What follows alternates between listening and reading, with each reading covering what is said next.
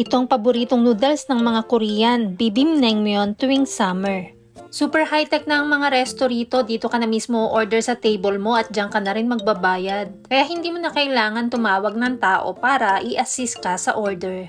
Then aantayin na lang natin ang order natin. While waiting, inom muna tayo ng soup. Mainit yan at ang sarap ng timpla nila.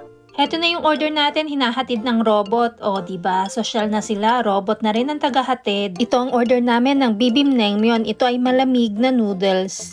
Hindi ako mahilig dito kasi nga malamig ang serving at ganyan talaga nila yan kinakain. Kaya nga patok na patok sa kanila ito tuwing summer. Pero dahil mahilig si Bossing dito at masarap naman talaga ang lasa niya, napapakain na rin ako. Pero kung may mainit na version sana nito, mas masarap sana.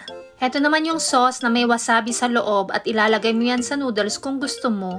Ikaw na bahala, depende sa panlasa mo. Meron din ditong shikcho or vinegar. Ibig sabihin nga pala ng myeon ay noodles. Yung in-order naming bibimbnaengmyeon may kasama rin siyang karne ng baka. At masarap din naman talaga siya pag natikman mo, kaya itry mo ito ngayong summer. O siya, kain na kami. Annyeong!